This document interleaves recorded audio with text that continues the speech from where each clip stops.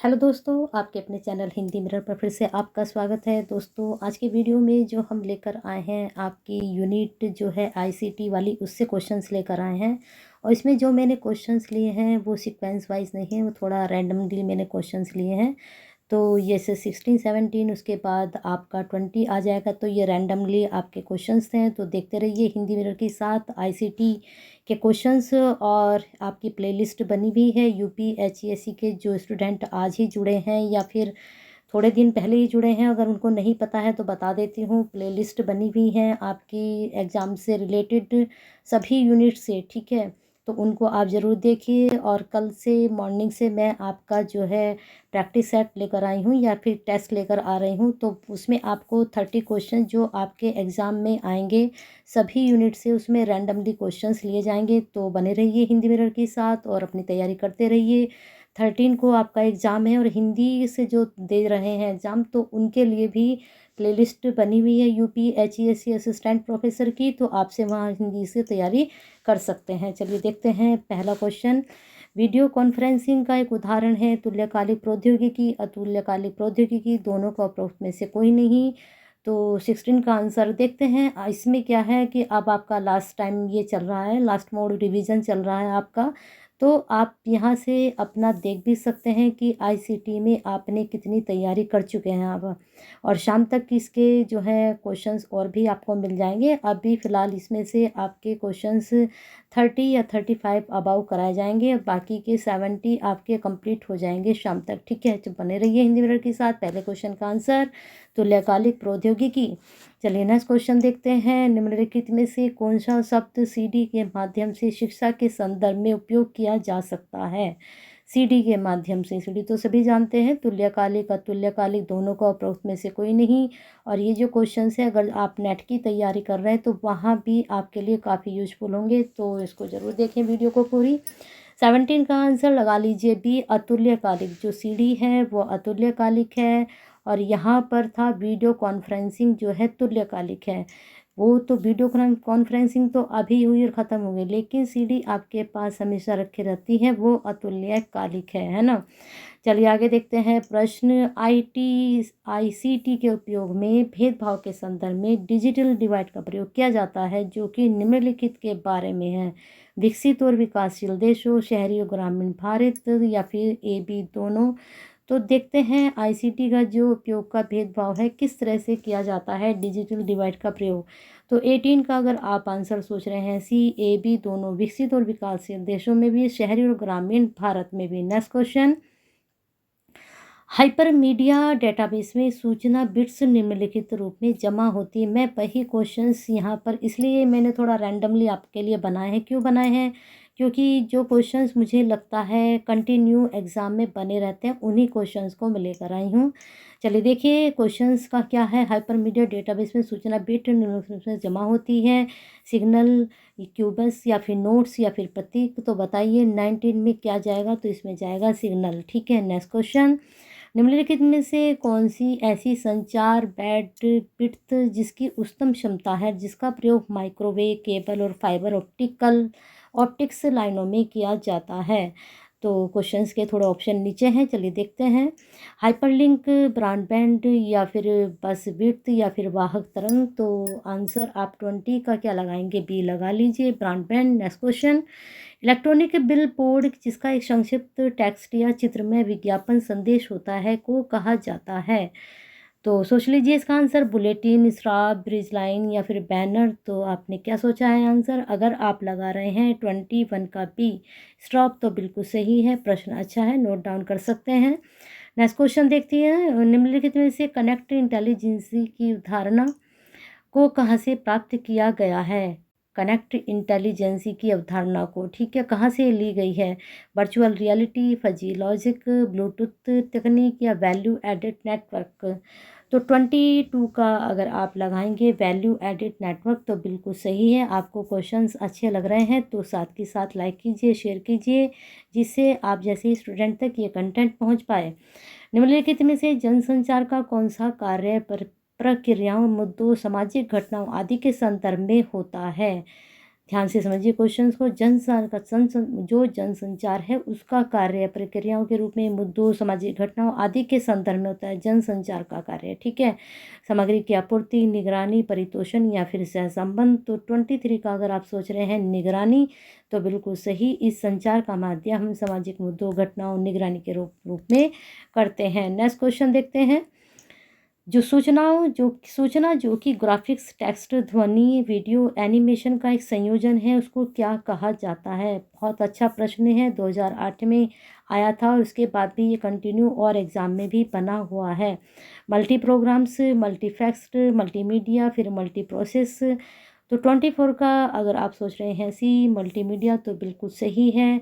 जो हमारे graphics, text, ध्वनि, वीडियो, एनिमेशन जो संयोजन है उनको मल्टीमीडिया कहा जाता है।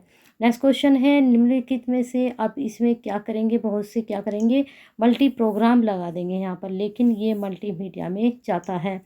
नेक्स्ट क्वेश्चन है, निम्नलिखित में से किस संस्था ने वर्ष 2005 में एक ज्ञान भंडार ई ज्ञान कोश का आरंभ किया था, जिसका मुख्य सीखने हेतु डिजिटल संसाधनों का भंडारण और संरक्षण के लिए करना है? 2005 में। ठीक है, ध्यान से सुनिएगा क्वेश्चंस को। नेक्स्ट इसके आपके ऑप्शन हैं आईआईटी कानपुर, इंदिरा गांधी राष्ट्रीय मुक्त विश्वविद्यालय, इलाहाबाद विश्वविद्यालय, फिर दिल्ली विश्वविद्यालय। तो 25 का अगर आप लगा रहे हैं बी इंदिरा गांधी राष्ट्रीय मुक्त विश्वविद्यालय, तो बिल्कुल सही है। और ये प्रश्न भी आपका अच्छा, मैंने पता है क्या टिक क्यों किए हैं क्वेश्चंस पे, मैंने टिक इसलिए किए हैं, क्वेश्चन ये आपके कम से कम 300 के आसपास थे, तो मैंने रैंडमली उठाए आपके क्वेश्चन और वही लाई जो मुझे लगता है कि भाई देखो 100% तो कोई गारंटी नहीं देता, लेकिन 99 मुझे लगता है कि यहाँ से आपके क्वेश्चंस बनेंगे और ये 100 के पास आपके आस क्वेश्चंस हैं, तो बने रहिए, उसको देखते रहिए। नेक्स्ट क्वेश्चन देख आपको भी पढ़ने के बाद और सुनने के बाद लगेगा कि हाँ क्वेश्चन बहुत ही महत्वपूर्ण है। नेक्स्ट क्वेश्चन, निम्नलिखित में से जनसंचार का कौन सा कार्य प्रक्रियाओं, मुद्दों, सामाजिक घटनाओं आदि के संदर्भ में होता है? ये आपकी स्लाइड थोड़ा रिपीट हो चुकी है यहाँ पर। चलिए आगे चलते हैं हम थोड़ा क्वेश्चन पर। हाँ, हम 25 तक कर चुके थे, 26 में हम देखते हैं आगे। निम्नलिखित में से कौन सी संस्था को भारत सरकार के सूचना प्रौद्योगिकी विभाग द्वारा स्थापित किया गया, किसके द्वारा? भारत सरकार के सूचना प्रौद्योगिकी विभाग के द्वारा, जिसका मुख्य उद्देश्य शैक्षिक अनुसंधान संस्थानों को बुनियादी सुविधाएं देना है। बुनियादी, ध्यान से सुनिएगा, एनफ्लिबनेट, यूजीसी या फिर ईआरनेट या उपरोक्त में से कोई नहीं। तो देख लीजिए कौन सा इसमें आंसर जाएगा। बिल्कुल सही आपने सोचा है, ईआरनेट जो है बुनियादी सुविधाएं देता है शैक्षिक अनुसंधानों को, और ये भारत सरकार का सूचना प्रौद्योगिकी विभाग द्वारा स्थापित किया गया है। बहुत अच्छा प्रश्न है, इसको आप 99 में रख सकते हो। चलिए नेक्स्ट क्वेश्चन देखते हैं। एफएम रेडियो चैनल का समूह जो कि मुख्य रूप से इंदिरा गांधी राष्ट्रीय मुक्त विश्वविद्यालय और आईआईटी द्वारा तैयार किए गए कार्यक्रमों को प्रसारित करता है, ज्ञानवाणी, ज्ञान दर्शन, एडुसेट या फिर उपरोक्त में से कोई नहीं। तो ये भी प्रश्न आप 99 में रख सकते हैं। बहुत जो नेट की तैयारी कर रहे हैं उनके लिए तो बहुत ही महत्वपूर्ण है ये प्रश्न। तो 27 का जाएगा ए, ज्ञानवाणी। चलिए नेक्स्ट क्वेश्चन देखते हैं। निम्नलिखित में से कौन सा एक संस्थान आभासी तकनीकी विश्वविद्यालय को भारत में विकसित करने की दिशा में प्रसारित है? आभासी तकनीकी विश्वविद्यालय को। ठीक है, नेक्स्ट क्वेश्चन के इसके देखते हैं आपके ऑप्शन क्या जा रहे हैं। IGNOU, UGC, NMC, EIT. ठीक है, इसको AICTE, इसको आप ऐसे लिख सकते हो। ठीक है, तो उससे क्या होगा आपको, अब जैसे UGC है हम इसको ऐसे लिखते हैं, तो आप इनको ऐसे लिख सकते हैं, तो ये आसान हो जाएगा आपके लिए। चलिए इसका आंसर आपने सोच लिया, 28 का आपका आंसर जाएगा D, AICTI। ठीक है, इसके बारे में विस्तार से पढ़ लीजिए, यहाँ से क्वेश्चंस काफ़ी बनते हैं। चलिए अगला देखते हैं प्रश्न आपका। निम्नलिखित में से कौन सी संस्था IIT और IISc की संयुक्त पहल है, जिसका मुख्य उद्देश्य ऑनलाइन वेब के माध्यम से कई धाराओं में विशेषकर इंजीनियरिंग वीडियो पाठ्यक्रम निःशुल्क उपलब्ध करवाना है? तो NPTEL या फिर AI, देखिए पूरा यहाँ पर इसका दे दिया है, AICTE, NET। ठीक है, NMC, EIT उपरोक्त में से कोई नहीं। प्रश्न ये भी बिल्कुल आपका 99 में इसको रख सकते हैं। चलिए देखते हैं 29 का आपका आंसर अगर आपने सोचा है NPTEL, तो बिल्कुल सही है। नेक्स्ट क्वेश्चन, निम्नलिखित में से कौन सा ऐसा संगठन है जिसकी सरकार ने इंजीनियरिंग, विज्ञान, प्रौद्योगिकी, मानविकी और प्रबंधन से संबंधित 996 पाठ्यक्रमों के लिए ई सामग्री का विकास करने का उत्तरदायित्व सौंपा है? IIT Madras, bits Pilani, IIT Mumbai या फिर उपरोक्त में से कोई नहीं। तो 30 का अगर आप सोच रहे हैं आईआईटी मद्रास तो बिल्कुल सही, इसको भी आप 99 में रख सकते हैं प्रश्न को। ये प्रश्न अच्छा है। चलिए आगे देखते हैं। ए व्यू ऐसा सॉफ्टवेयर है जिसका NMEICT ने निम्नलिखित उद्देश्य से विकसित किया है। देखते हैं क्या है ये। शिक्षक प्रशिक्षण या फिर तकनीकी प्रशिक्षण या फिर उसका उद्देश्य रहा छात्र परीक्षण या उपरोक्त में से सभी। तो आपको क्या लगता है कि सारे ही ऑप्शन सही जा रहे हैं या फिर कम जा रहे हैं? तो आपको बता दें सारे सही नहीं जा रहे हैं, ये केवल शिक्षक प्रशिक्षण है। ठीक है, ये NMEICT जो है ABU ऐसा सॉफ्टवेयर है जो शिक्षण प्रशिक्षण के लिए या उद्देश्य से विकसित किया गया है। चलिए देखते हैं नेक्स्ट क्वेश्चन। वेब 2.0 उपकरण ने पारंपरिक अधिगम को और अधिक सामाजिक और व्यक्तिगत बना दिया है। वेब, इसके ऊपर आपको पिक्चर भी मिल चुकी है, तो कैसे बनाया है चलिए देखते हैं। निम्नलिखित में से कौन से 2.0 उपकरण हैं? ब्लॉग और विकिस, पॉडकास्ट और मैशअप, सामाजिक नेटवर्क के समुदाय या फिर उपरोक्त सभी।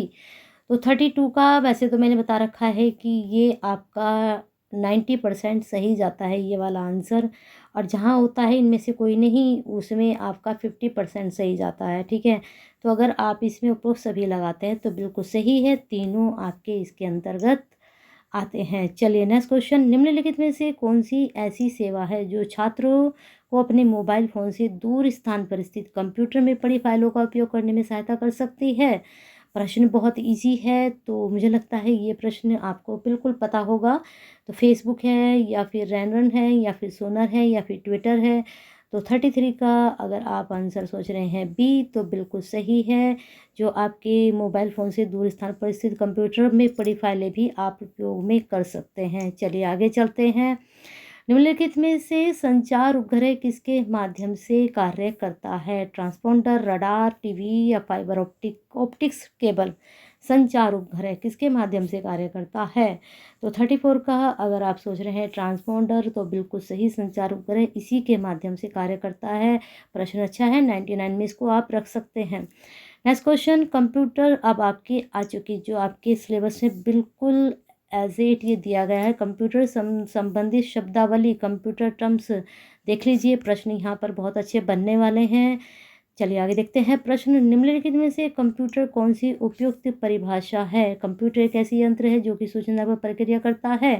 कंप्यूटर एक इलेक्ट्रॉनिक उपकरण है जो कि सूचना का भंडार पुनः प्राप्ति कर सकता है और शीघ्रता से मात्रात्मक और गुणात्मक डेटा का प्रसंस्करण कर सकता है। कंप्यूटर एक इलेक्ट्रॉनिक उपकरण है जो कि सूचना का भंडार पुनः प्राप्ति कर सकता है और शीघ्रता से केवल मात्रात्मक डेटा का प्रसंस्करण कर सकता है। कंप्यूटर एक इलेक्ट्रॉनिक उपकरण है जो कि सूचना का भंडारण पुनः प्राप्ति कर सकता है और शीघ्रता से केवल गुणात्मक डेटा का ही प्रसंस्करण कर सकता है। तो यहाँ पर 4 ऑप्शन आपके सामने हैं 35 के, तो जल्दी से आंसर सोच लीजिए और क्या करना है। कंप्यूटर की कौन सी उपयुक्त परिभाषा आपको बतानी है, तो समझ गए होंगे।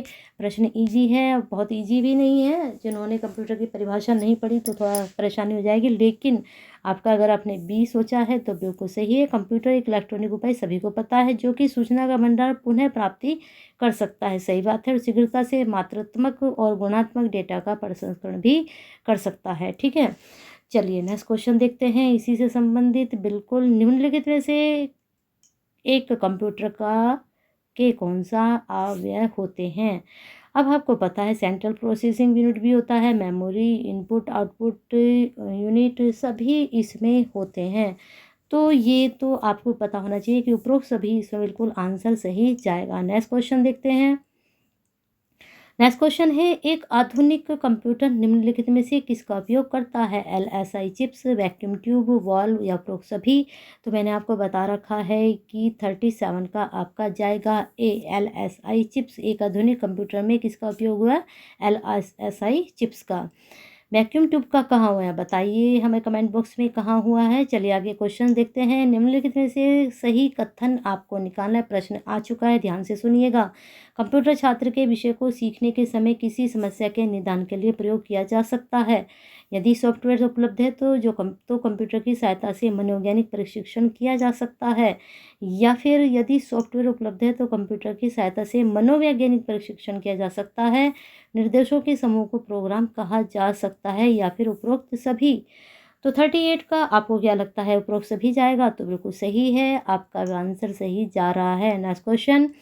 निम्नलिखित में से कौन सा संगठन पर्सनल कंप्यूटर के क्षेत्र में सबसे अग्रणी है?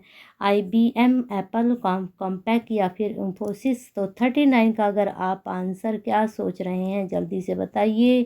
39 का अगर आप सोच रहे हैं IBM, तो बिल्कुल सही है। Next question. निम्नलिखित शब्दों में से कौन सा सबसे अधिक निकटता से मुख्य मेमोरी से संबंधित है? ये पूरा चार्ट मैंने आपको जो शॉर्ट नोट्स डाले हैं वहाँ पर मैंने पूरा चार्ट ही आपको दिया है, प्रोवाइड करा है। तो देखिए आप जो ICT वाली मैंने वीडियो अपलोड की हुई है तो उनमें ज़रूर जाके देखिए, वहाँ पूरा चार्ट है। आप इसमें बिल्कुल भी नहीं कंफ्यूज होंगे मेमोरी में। नॉन वॉलेटाइल, स्थाई, कंट्रोल यूनिट या फिर अस्थाई? तो 40 का आपका आंसर जाएगा D, अस्थाई। ठीक है, चलिए नेक्स्ट क्वेश्चन देखते हैं। निम्नलिखित में से कौन सा अवयव चिप्स निर्माण के लिए प्रयोग किया जाता है? Control bus, control unit, parity unit या सेमीकंडक्टर? तो अगर आपको पता है कि कंट्रोल यूनिट कहाँ है, कंट्रोल बस कहाँ, पैरिटी यूनिट कहाँ, तो आप बिल्कुल सही आंसर लगाएंगे 41 का D, सेमीकंडक्टर का। ठीक है, नेक्स्ट क्वेश्चन। और ये प्रश्न आप भले ही यहाँ पर इन्होंने डाला नहीं कि सन में आया या नहीं आया, तो लेकिन आप इसको 99 में इसको आप रख सकते हैं, चिप्स निर्माण में सेमीकंडक्टर वाला। चलिए नेक्स्ट क्वेश्चन देखते हैं। माइक्रो प्रसंस्करण किस हेतु है? कंप्यूटर, डिजिटल प्रणाली, कैलकुलेटर, इलेक्ट्रॉनिक सामान? तो माइक्रो प्रसंस्करण आप लगा लीजिए, इसका आंसर 42 का आप लगा सकते हैं A, कंप्यूटर। ठीक है, निर्देशों का वह समूह जो कि कंप्यूटर की कार्य पद्धति को नियंत्रित करता है उसको क्या कहा जाता है? प्रश्न अच्छा है, ये भी आप 99 में रख सकते हैं। भंडारण, स्मृति, प्रोग्राम या फिर बाइट? तो 43 का आपका आंसर क्या जाने वाला है? C, program. ठीक है, चलिए नेक्स्ट क्वेश्चन। निम्नलिखित में से पहली पीढ़ी के कंप्यूटर का मुख्य घटक कौन सा था? ट्रांजिस्टर, वैक्यूम ट्यूब, वाल्व, एकीकृत सर्किट या उपरोक्त में से कोई नहीं? तो 44 का तो आपको पता ही है कि मैंने बता रखा है कि ये तो आप अगर एलिमिनेट कर दें तो ज़्यादा सही रहता है। चलिए इसका आंसर देख लेते हैं। 44 का आप भी वैक्यूम ट्यूब और वाल्व।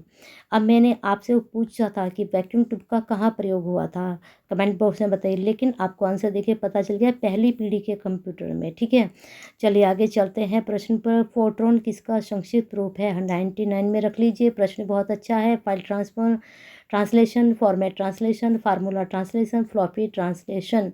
तो 45 का अगर आप आंसर क्या लगाएंगे जल्दी से लगाइए। 45 का अगर आप आंसर लगाएंगे C, फार्मूला ट्रांसलेशन, तो बिल्कुल सही है और इस प्रश्न को जरूर देखिए। नेक्स्ट क्वेश्चन आपका, निम्नलिखित में से कौन सा सही नहीं है? तो ये 46 आपका ये यहाँ पर है। ठीक है, यहाँ देखते हैं इसका। निम्नलिखित में कथनों में से कौन सा सही नहीं है? कंप्यूटर केवल डिजिटल सिग्नल के प्रसंस्करण में सक्षम है, ऐसा नहीं है। कंप्यूटर मात्रात्मक व गुणात्मक डेटा दोनों का विश्लेषण करने में सक्षम है, ये आप पढ़ चुके हो। नेक्स्ट है आपका, डेटा प्रसंस्करण के लिए उपयुक्त सॉफ्टवेयर आवश्यक है, ये भी आप पढ़ाया आपने कि है या नहीं है। कंप्यूटर डिजिटल व एनालॉग संकेतों का प्रसंस्करण करने में सक्षम है। अब यहाँ पर पूछा है इसने नहीं है। ठीक है, हमें है नहीं बताना है, आपको पता है इसमें, और नहीं कौन सा है वो आप बताएंगे, जल्दी से बता दीजिए। तो अगर आप 46 का आप लगा रहे हैं D, computer digital and analog संकेतों का प्रसंस्करण करने में सक्षम है, तो ये इसका सही नहीं है, बाकी क्वेश्चंस आपके सही हैं। चलिए नेक्स्ट क्वेश्चन देखते हैं आपका, निम्नलिखित में से कौन सा एक कथन कंप्यूटर की विशेषता नहीं है? ठीक है, अब आ गया है आपका नेक्स्ट क्वेश्चन। कंप्यूटर एक बिजली की मशीन है, कंप्यूटर स्वयं ही सोच नहीं सकता, कंप्यूटर सूचना का त्रुटि रहित प्रसंस्करण करने में सक्षम है, कंप्यूटर किसी भी समाप्ति के लिए सूचना का संग्रहण कर सकता है। तो यहाँ पर पूछा नहीं है, तो क्या कंप्यूटर स्वयं सोच नहीं सकता? ऐसा है, ये इसने सही कहा है, लेकिन आपको कौन सा लगाना है? कंप्यूटर एक बिजली की मशीन है। ठीक है, ये इसमें क्या है, यह इसकी विशेषता नहीं है, बाकी सब इसकी विशेषताएं हैं। चलिए आगे चलते हैं प्रश्न पर। एनालॉग कंप्यूटर में इनपुट को पहले डिजिटल रूप में परिवर्तित किया जाता है। इनपुट कभी भी डिजिटल रूप में नहीं परिवर्तित किया जाता। पहले बोल दिया परिवर्तित किया जाता है, फिर कह दिया नहीं किया जाता है। फिर है नेक्स्ट, आउटपुट डिजिटल के रूप में प्रदर्शित किया जाता है। उपरोक्त सभी। तो 48 का अब भाई आपको एक तो आपको पता ही होगा कि या तो इसमें से ये जाएगा, ए जाएगा, या फिर बी जाएगा। तो एनालॉग जो कंप्यूटर में इनपुट कभी भी डिजिटल रूप में परिवर्तन नहीं किया जाता है। ठीक है, तो 48 का आपका क्या जाएगा, बी। चलिए नेक्स्ट क्वेश्चन देखते हैं। हाँ, एक हाइब्रिड कंप्यूटर डिजिटल कंप्यूटर जैसा दिखता है, एनालॉग कंप्यूटर जैसा दिखता है। डिजिटल और एनालॉग कंप्यूटर दोनों जैसा दिखता है, उपरोक्त में से कोई नहीं। ये प्रश्न हमें देखने में बहुत ईजी लगता है, पढ़ने में बहुत ईजी लगता है, लेकिन जब इनका आंसर हमारे सामने घूम फिर कर आता है ना, बहुत कन्फ्यूजन वाला ये आंसर दे देते हैं, तो हम इतने ईजी क्वेश्चंस का भी हम आंसर नहीं कर पाते हैं। तो बार बार प्रैक्टिस करते रहिए और देखते रहिए। चलिए आंसर देख लेते हैं। 49 का आपका आंसर क्या जाने वाला है?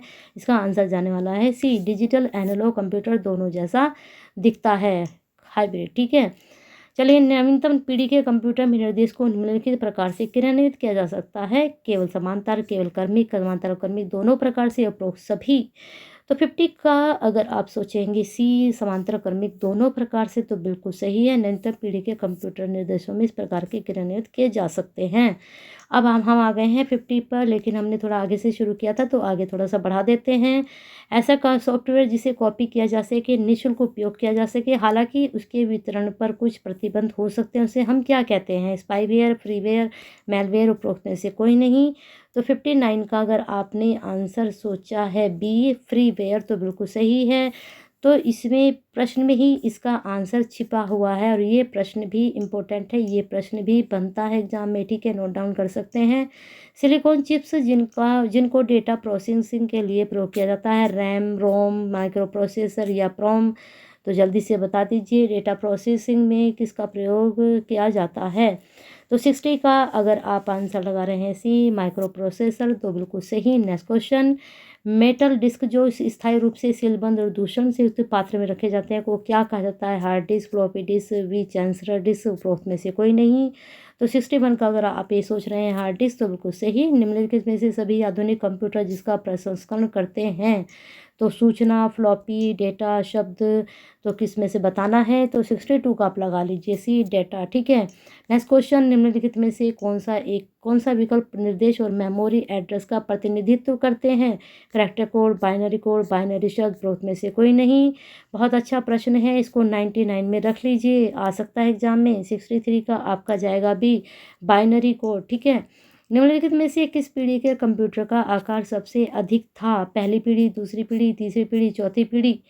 तो 64 का अगर आप आंसर लगाएंगे ए, पहली पीढ़ी, तो बिल्कुल सही। ये सबसे बड़े आकार में थे, आजकल तो नहीं आ रहे, तब तो बिल्कुल ही छोटे छोटे रूप होते जा रहे हैं। निम्नलिखित में से किस पीढ़ी के कंप्यूटर के माइक्रो प्रोसेसर स्विचन उपकरणों के रूप में प्रयोग कार्य करते हैं? पहली पीढ़ी, दूसरी पीढ़ी, या तीसरी पीढ़ी, या फिर चौथी पीढ़ी? प्रश्न ये भी अच्छा है। तो 65 का आप लगा सकते हैं क्या, डी, चौथी पीढ़ी। तो इस प्रकार से आपके यहाँ तक 50 क्वेश्चंस बन चुके हैं। शाम तक आपको जो आपके बाकी क्वेश्चंस बचे हैं 50, उनकी वीडियो भी अपलोड हो जाएगी। तो बने रहिए हिंदी मिरर के साथ। वीडियो पसंद आई है और आप चाहते हैं कि आप जैसे जो असिस्टेंट प्रोफेसर की तैयारी कर रहे हैं, तो उनके लिए क्या करना है? आपको लाइक करना है, शेयर करना है, और साथ में कमेंट भी करिए कि आपको हिंदी मिरर के साथ जुड़कर कैसा लग रहा है, और हिंदी मिरर से आपको जो कंटेंट मिल रहा है वो आपको अच्छा लग रहा है या नहीं। तो कमेंट ज़रूर करें। और किस तरह का, जैसे कि आपका 13 को एग्ज़ाम आने वाला है, तो और किस तरह का आप कंटेंट चाहते हैं, तो उसी तरह की आपके लिए वीडियो प्रोवाइड कराई जाएगी।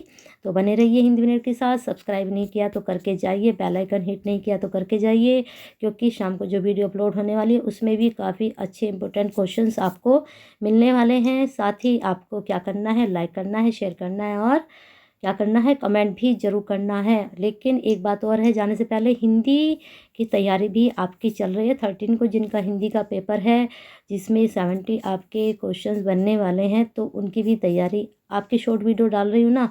साथ ही कल मॉर्निंग तक आपको मैं इतने क्वेश्चंस की एक ही वीडियो में तैयारी भी कराने वाली हूँ। तो बने रहिए हिंदी मिरर के साथ और अपना प्यार और साथ ऐसे ही बनाकर रखें।